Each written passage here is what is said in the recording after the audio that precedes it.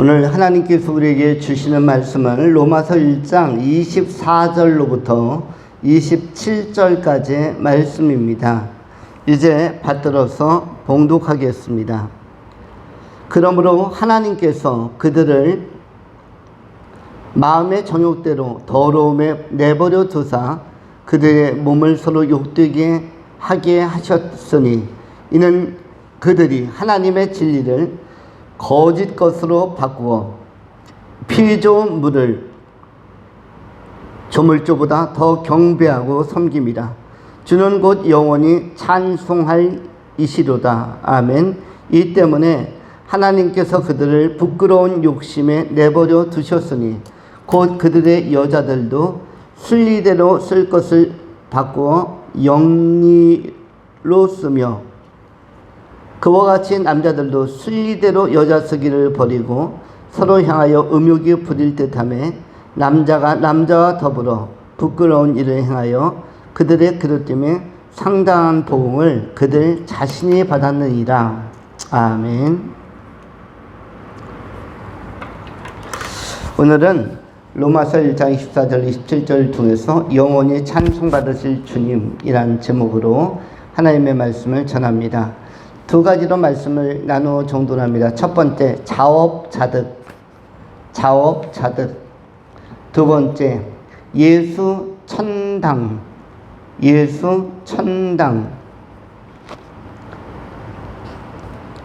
먼저 생각하는 것은 자업자득에 관한 것입니다. 자업자득이라는 것은 자신이 씨앗을 뿌리고 자신이 문제를 일으키고 자신이 그 문제에 대한 책임을 뒤집어 쓰는 것, 내지는 자신이 일으킨 문제로 말미암아 그 문제의 산더미에 갇혀버리는 것, 이것을 자업자득이라고 하는 것입니다. 남이 개입하지 않았고 남을 탓할 여지가 전혀 없는 그런 개연성이 존재하지 아니하는 나의 자기 모순과 자기 오류로 말미암아 시작된 그러한 일들, 그러한 영역들, 이러한 것들이 결과적으로 결국은 좋지 않은 형태로 자신의 삶을 얽매이는 것, 그리고 자신의 삶을 붕괴시키는 쪽으로 나타나는 것을 자업자득이라고 합니다. 이러한 것을 달리 표현하면 사필규정이라고도 표현합니다. 사필규정이라는 것은 이 세상의 만사들은, 모든 일들은 반드시 귀 돌아간다. 정해진 대로, 어떤 순리대로, 원칙대로 결과를 맺게 된다라는 것이 사필규정이라는 것입니다. 그런데 오늘 본문에는 여기에 관한 교훈이 나와 있습니다. 그리고 두 용어로 이 교훈을 정리합니다. 하나는 순리라는 단어이고 또 하나는 영리라는 단어입니다. 순리라는 단어는 피시스라고 합니다. 피시코스라고도 이야기하고 피시스라고도 이야기하는데, 이것은 자연이라는 의미로부터 시작한 것입니다. 피시코스 내지는 피시케, 다 자연으로부터 출발한 순리를 의미합니다. 피시케도 순리, 피시코스도 순리. 그리고 이거의 어원이 되는 피시스는 자연적인, 자연으로 본성으로부터 자연으로부터 라는 뜻입니다. 자연적으로 하나님께서 우주 만물을 창조한 이래로 순리로서 이끌어 가시는 하나님의 원칙이 있습니다. 예를 들어서 인간이 땅에 거할 수 있는 것, 걸어 다녀도 넘어지지 않는 것, 이것은 중력의 법칙 때문에 그렇습니다. 우리가 인공위성을 타고 아폴로 11호처럼 우주 탐사를 나갈 때 달에 가면은 어떠한 현상이 발생합니까? 우주인들이 공중에 둥실둥실 뜨는 듯한 그러한 그 현상들이 발생합니다. 무엇이 작용하기 때문입니까? 중력의 법칙이 작용하기 때문에, 그렇기 때문에 상당히 불안정성을 가지고 있는데, 지구는 우리 지구 내부로부터 인간의 체중을 끌어당기는 이런 원리로 말미암아 대단히 안정적인 경주와 보행을 할 수가 있고 심지어는 운동조차도 할 수가 있습니다. 적당한 힘으로 적당한 물리력으로 인간을 끌어당기지 않으면 인간은 이 땅 위에서도 도로 위에서도 둥실둥실 떠다닐 것이며 자동차도 떠다니게 될 것입니다. 떠다니는 것은 풍선처럼 굉장히 불안정한 것이고 그리고 사고의 위험성도 큰 것입니다. 우리 인간이 보행할 수 있는 것, 말이 달릴 수 있는 것, 동물들이 활동할 수 있는 것, 나무들이 한 자리를 지킬 수 있는 것, 이런 것도 전부 다 이런 안정성과 확실성은 하나님의 배려요, 섭리요, 이것은 물리적인 하나님께서 정하신 어떤 인력과 그리고 중력의 원칙으로 말미암아서 보존되고 그리고 생태계가 안정성을 확보하게 되는 것입니다. 이런 것들은 대단히 정상적이고 그리고 본성적인 것이며 순리적인 것입니다. 물이 위에서 아래로 흐르는 현상도 마찬가지입니다. 강이 하류, 더러운 바닷물을 끌고 상류로 올라가는 경우는 정상적으로는 없습니다. 더러운 물을 끌고 올라가는 게 아니라 위에 맑은 물이 밑으로 흘러가면서 더러운 물과 합류하게 되어지는, 그래서 바닷물이 저 강 위로 저 상류까지 올라가는 것이 아니라 팔당댐, 충주댐까지 올라가는 것이 아니라 위에 있는 물이 밑으로 내려가는 것입니다. 하나님의 순리적 본성으로 말미암은 법칙들이라고 할 수가 있습니다. 그런데 이것을 거스르는 현상을 갖다가 영리라고 하고 영유라고 하는 것입니다. 오늘 이 시대는 하나님의 진리 내지는 순리를 거스르는 그러한 반신앙적인 흐름이 너무나 강하게 작용하고 있습니다. 이 반신앙적인 배도적 경향성은 영리를 처음으로 유발한 사단으로 말미암아 시작이 되었을 것입니다. 창세기 3장에서 사단이 아담과 하와를 역시 하나님의 말씀으로부터 분리시켜서 순리로 에덴 안에서 잘 살아갈 수 있는, 순종하며 기쁘게 살아갈 수 있는 참 자유를 가진 아담과 하와를 하나님과의 관계 속에 뛰어들어서 말씀을 저버리고 영리로 돌아서도록 그렇게 배도의 간교, 어떤 계책을 실시하고 여기에 인간이 넘어가면서 우리가 죄 아래 갇히게 되고, 죄 아래 갇히게 된 원죄 가운데 출발한 인간은 순리보다는 영리에 더 민감하게 반응하는 그러한 경향성을 갖게 되었습니다. 죄도 한 번 짓는 것이 어렵지, 죄가 한 번 몸에 익숙해지면 두 번, 세 번 죄가 더 창궐할 수가 있고 또 익숙하게 되어서 활성화될 수가 있는 것입니다. 질병이 몸에 들어올 때도 이거를 처음에 잘 차단을 해야지, 그렇지 않으면 합병증이 발생할 수 있는 것과 같이 우리가 이러한 영적인 원리 속에서도 우리가 이런 불의한 것들을 처음부터 잘 처단하고 척결하는 것이 대단히 중요합니다. 오늘 이 시대는 사단 마귀가 활동하는 시대요, 귀신들이 활동하는 시대입니다. 매우 자유롭게 활동하는 시대입니다. 대한민국은 누구에게도 또한 이 자유로움이 주어졌냐면 중국 사람들에게 매우 자유로움이 주어졌다고 합니다. 우리 대한민국의 원래 사람들은 대출의 어떤 부동산 대출이나 이런 것이 6억의 제한을 두고 있다고 하는데, 중국 사람들은 30억까지도 무담보 대출이 가능한 나라라고 그러한 좀 기이한 현상들이 발생한다고 합니다. 다른 나라는 전부 다 비자를 발급받아서 출입국을 할 수가 있는데 중국 사람들은 100% 무비자로 한국에 들어올 수 있도록 그렇게 제도와 시스템을 법무부와 의무부 쪽에서 지금 열어가고 있다고 합니다. 문제는 중국 사람이 들어온 것도 약간의 문제가 되겠지만 북한 사람들이 중국 사람으로 세탁해서 북한의 간첩들이 얼마든지 쉽게 들어올 수 있다는 것이 우리 한반도가 대한민국이 많이 흔들릴 수 있는 요소가 될 수 있는 것입니다. 순리가 있고 영리가 있는데 우리는 오히려 영리가 굉장히 많이 보편화되고 있는 시대를 살고 있습니다. 이때 우리들의 균형 감각과 분별력이 대단히 중요한 것입니다. 그런데 이러한 것은 전부 다 어떤 것으로 나타나냐면 자업자득으로 나타납니다. 중국에 대한 지나친 관대함과 관용은 한국의 많은 영토를 중국이 점유하는 쪽으로 나타나게 될 것입니다. 제주도, 경상도, 강원도 30% 정도의 지분을 이미 중국 사람들이 가지고 있다고 합니다. 한국에 살지만 한국 땅이 아니라 중국 땅이기 때문에 중국은 당당하게 내 땅에 내 집을 짓고 내 건물을 짓기 위하여 내가 들어간다. 그런데 30%가 50% 넘어가면은 아주 주권이 흔들리는 굉장히 위험한 상태로 가는 것입니다.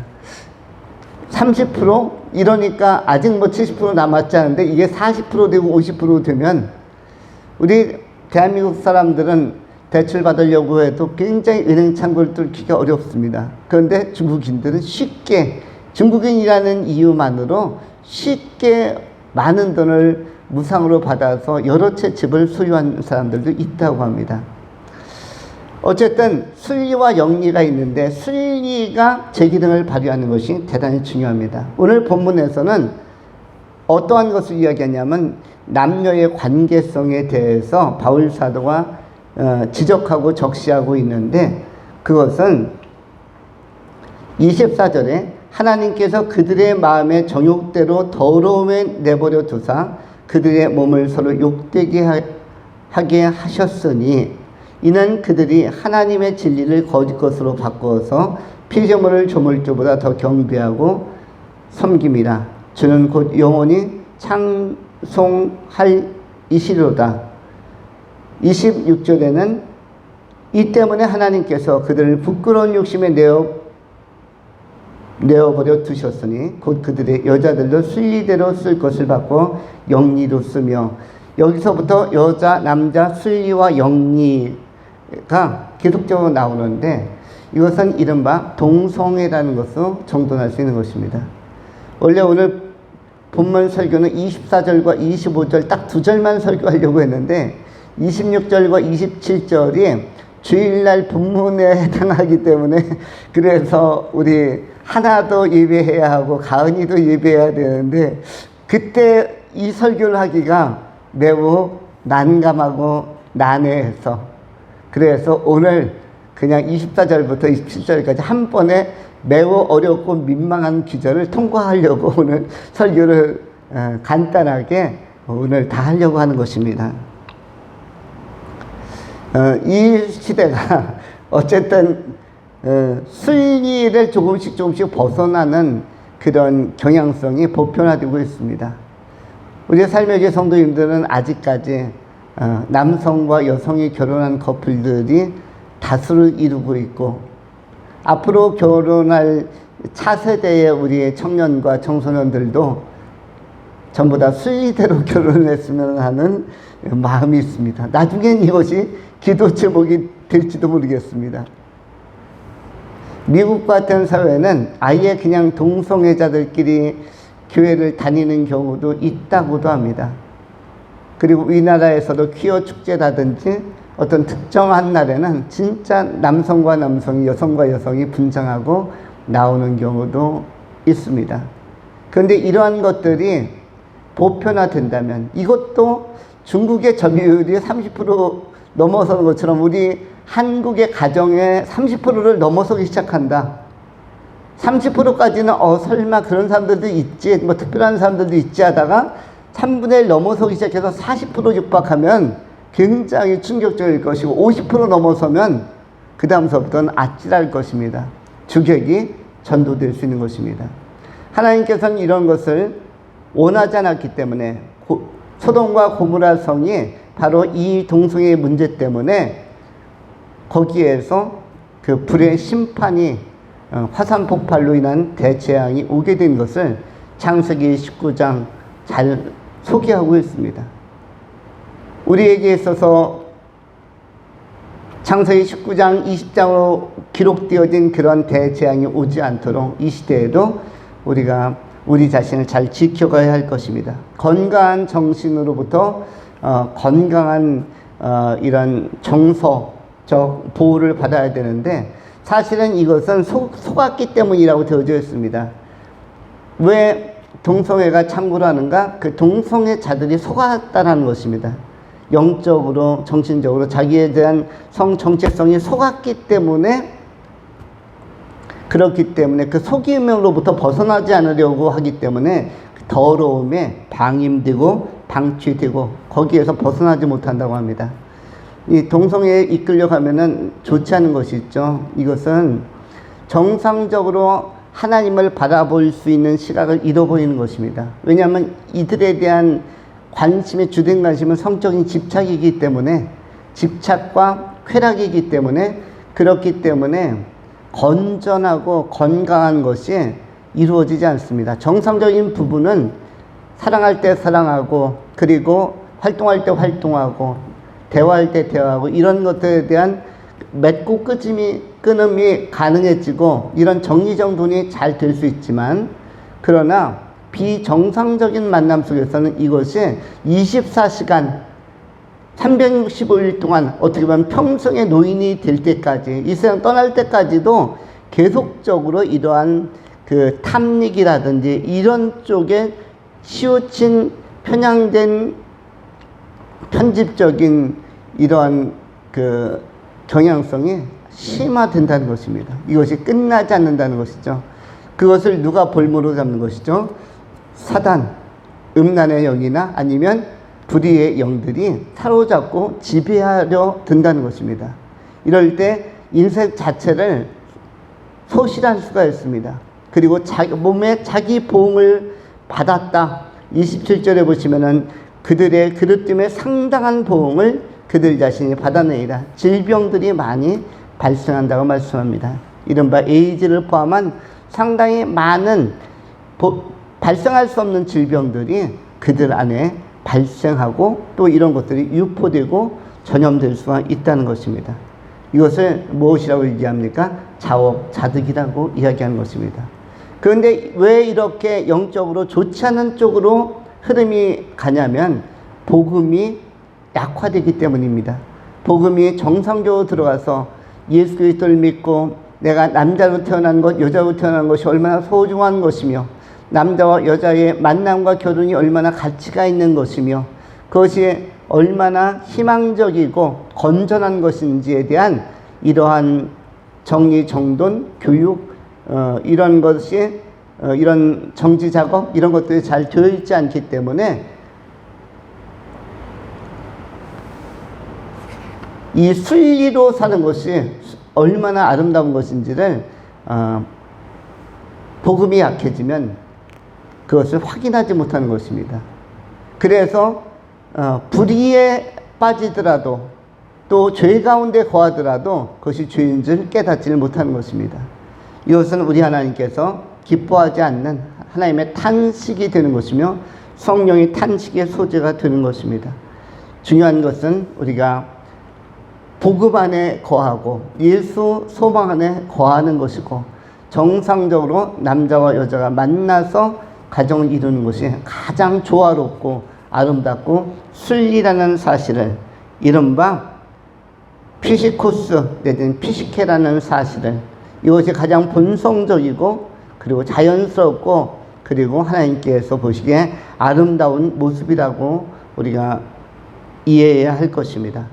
자업자득의 세대 속에서 우리가 구별되어서 이 땅에서 선한 것을 심고 아름다운 것들을 심고 생명의 가치들을 심고 건전한 가정들을 이루며 그리하여 남성과 여성이 한 가정을 이루어 하나님의 기쁨이 되는 가정을 이루어 간다면 그것이야말로 하나님의 바른 통치 안에서 살아가는 복된 보호받는 구원받은 자의 삶이 될 것입니다. 이러한 아름다운 선택을 끊임없이 해나가고 이것을 우리 주변에도 유포하고 또 전함으로 말미암아 우리 자신뿐만 아니라 우리 주변의 세대와 다음 세대들도 건전한 하나님의 백성들로 살아가는 삶을 계속될 수 있기를 축원합니다. 두 번째로 예수 천당에 관한 것입니다. 예수 그리스도께서 우리에게 약속하신 것은 바로 천당에 관한 것입니다. 천국이라고 하지 않고 천당이라고 한 이유는 무엇일까요? 천국과 천당은 같은 맥락이지만 어떻게 구별이 됩니까? 여러분, 일제시대 때 옥고를 치르면서 예수 믿었던 분들은 불신지옥 예수천당, 최건능 목사님 같은 분 그렇게 외쳤습니다. 불신지옥 예수천당. 그런데 왜 예수천국이라고 외치지 않고 예수천당이라고 외쳤을까요? 그것은 이유가 있습니다. 여기서 당자는 뭐죠? 국자는 나라 국자입니다. 하나님의 나라, 킹덤 오브 가드, 하나님께서 통치하시는 그러한 나라, 천국 맞습니다. 그런데 천당이라는 것은 뭐냐면 그 천국 가운데 하나님의 통치 가운데 있는, 하나님의 주권 가운데 있는 처소 안에서도 특별하게 예비된 집을 천당이라고 합니다. 당자는 집이란 뜻입니다. 그래서 옛날에는 채선당 이런 것도 마찬가지입니다. 채소가 신선한 집, 채선당입니다. 채선당. 그래서 그 당자는 집을 이야기하는 것입니다. 집당자입니다. 그런데 요한복음 14장 1절로 4절에 성경은 이렇게 말씀합니다. 너희는 마음에 근심하지 말라. 하나님을 믿으니 또 나를 믿으라. 내 아버지 집에 거할 곳이 많도다. 그렇지 않으면 너희에게 일렀으리라. 내가 너희를 위하여 거처를 예비하러 가노니 가서 너희를 위하여 거처를 예비하면 내가 다시 와서 너희를 내게로 영접하여 나 있는 곳에 너희도 있게 하리라. 2절에 내 아버지의 뭐라고 나옵니까? 내 아버지의 뭐라고 나오죠? 내 아버지의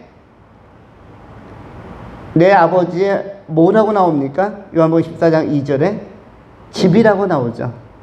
내 아버지의 집을 강조하고 있습니다.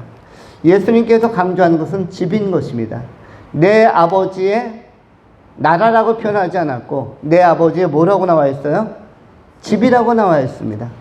예수님께서 집이라고 명시하고 집이라고 지적했다면, 또한 강조했다면 실제로 집이 있는 것입니다. 내 아버지의 집이 있고 내 아버지의 처소가 있고 너희의 거처가 있다. 이 거처가 무엇입니까? 너희가 머물 바로 집이라는 것입니다. 이것이 어디에 있습니까? 새 예루살렘 도성 안에 있는 너희의 집이라는 것입니다. 여러분, 도성이라고 할 때 도성 안에는, 도성이라는 것은 무슨 표현입니까? 하나님의 주권과 통치가 머무는 영역까지를 도성이라고 하는 것이고, 도성 안에는 집이 있는 것입니다. 예를 들어서 조선시대 때 한양 도성 안에 여러 집이 있는 것이죠. 도성은 그냥 성벽까지, 성벽을 둘러싼 곳, 동소문, 서수문, 동대문, 서대문, 이렇게 남문, 북문이 있는 그 전체 영역을 우리가 도성이라고 한다면, 예루살렘 도성 안에는 뭐가 있는 것입니까? 집이 있는 것입니다. 영구한 처소, 믿음의 조상이었던 아브라함이 바라보았던 그 처소가 있는 것이고, 영원한 본향 안에 우리의 거할 곳이 있는 것입니다. 그래서 예수 믿는 사람은 어디에 간 것입니까? 천국에 갈 뿐만 아니라 천당에 들어가는 것입니다. 천당에 있는, 천국에 있는 내 집에 들어가게 되는 것입니다. 그 집은 동시에 아버지의 집이요, 아버지께서 예수님의 언약대로 예비해 주신 처소입니다. 그래서 우리는 이 집을 사모할 필요가 있습니다. 영리와 순리를 구별하지 못하고 순리로 쓸 것을 영리로 쓰는 사람들은 이 천국에 대한 소망이 없습니다. 바울은 오히려 이 정욕이 심하고 이것이 불일 듯 일어나면 결혼을 정상적으로 하든지, 그렇지 않으려면 천국을 그냥 소망하고 바울처럼 홀로 살아도 된다라고 제시한 것입니다. 예레미야나 바울은 그냥 홀로 사는 것도 나쁘지 않다. 무엇을 소망한다면 천국, 천당, 하나님의 나라를 소망한다면 그것도 좋은 방식이라고 알려주고 있는 것입니다. 인생의 본질은 뭐냐면 쉼과 그리고 집입니다. 여러분, 신앙의 본질도 무엇입니까? 신앙의 본질, 삶의 본질이 뭐예요? 삶의 본질은 쉼, 안식입니다. 안식. 그래서 히브리서에서는 예수 믿고 구원받는 것을 무슨 안식이라고 표현했습니까? 영원한 안식이라고 했습니다. 순간적인 안식, 몇 시간의 안식이 아니라 며칠의 휴가 같은 안식이 아니라 영원한 안식에 들어가는 것, 이것을 예수 믿고 구원받는 것, 천국에 들어간다라는 개념으로 사용하고 있습니다.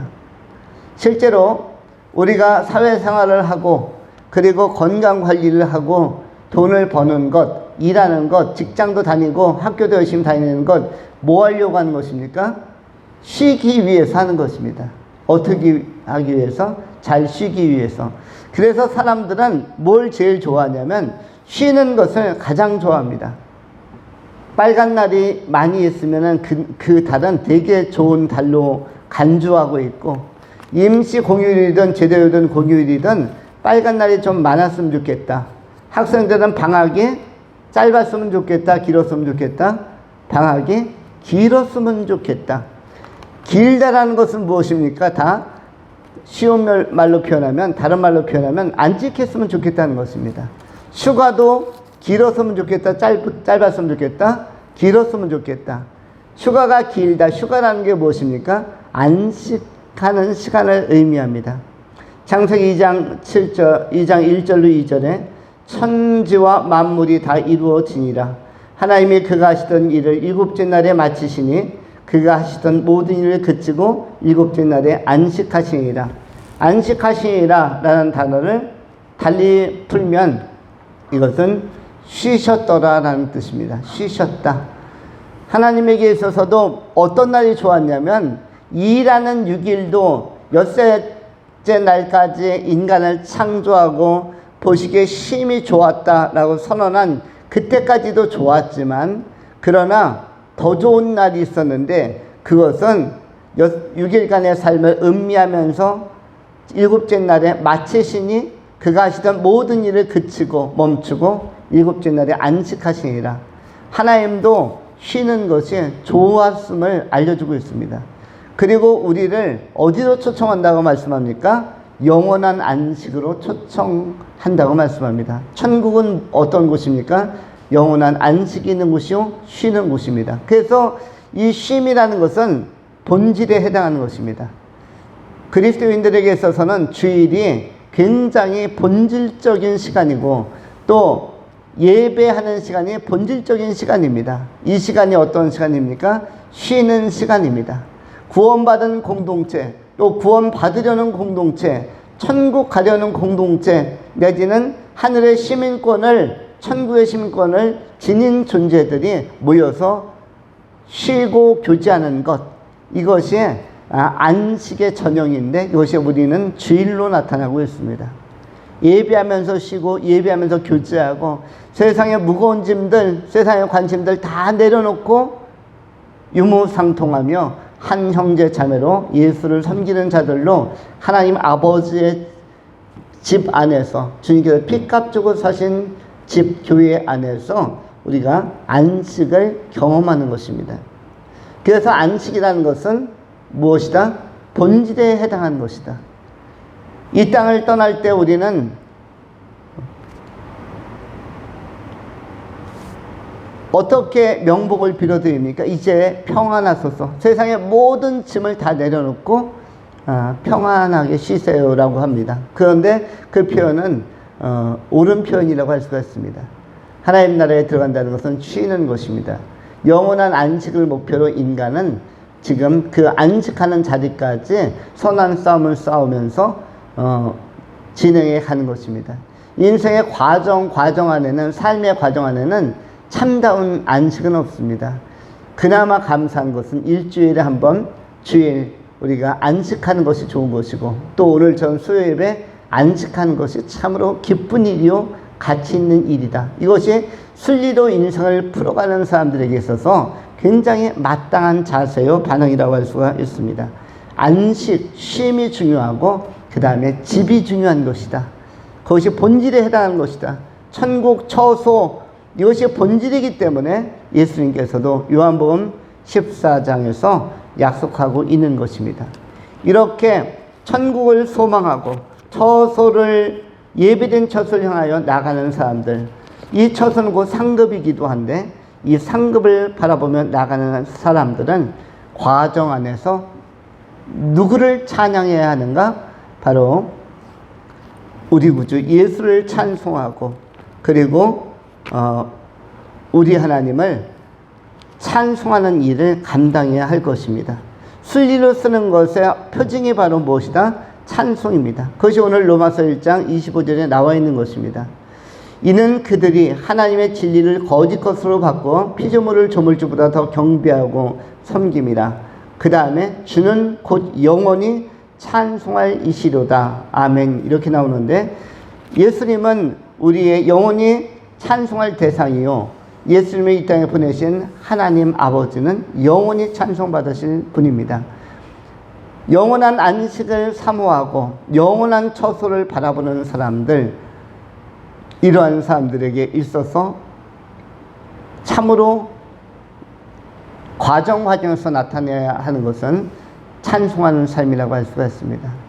찬송은 가사 내용으로 볼 때는 다 감사입니다. 그럼에도 불구하고 감사, 그리 아니하실지라도 감사, 그렇기 때문에 감사, 그럴 거니까 감사, 우리는 범사에 감사하면서 살아간다면, 때로는 이것을 나열하면 기도가 되는 것이고, 표현하면 기도가 되는 것이며, 강하게 표현하면 간구가 되는 것이며, 여기다 곡조를 붙이면 찬양과 찬송이 되는 것입니다. 우리의 생애에 감사가 넘치고 기도가 넘치고 찬송과 찬양이 넘침으로 말미암아 우리가 순리대로 사는 삶을 즐거워하면서 이 당당하고 바른 그리스도인의 지위와 신분을 잘 유지하면서 천국 영광의 날까지 정진해가는 아름다운 승리자들 다 되실 수 있기를 축원합니다. 기도하겠습니다.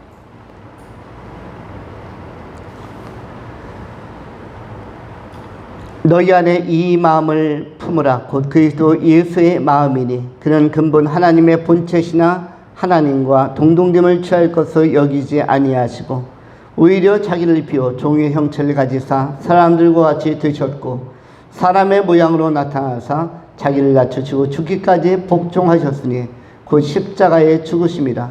이러므로 하나님이 그를 지극히 높여 모든 이름 위에 뛰어난 이름을 주사 하늘에 있는 자들과 땅에 있는 자들과 땅 아래에 있는 자들로 모든 무릎을 예수의 이름에 꿇게 하시고 모든 입으로 예수 그리스도를 주라 시인하여 하나님 아버지께 영광을 돌리게 하셨느니라.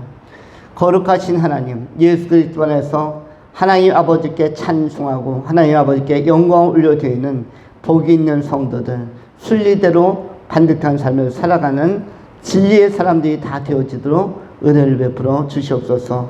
평강의 주님을 찬양하며 인생 끝날까지 선한 길로 인도하시고 또한 영원한 상급과 또한 영생의 나라, 영생의 처소, 그리고 영원한 안식을 사모하는 참 믿음의 사람들로 우리 모든 성도님들을 세워 주시옵소서.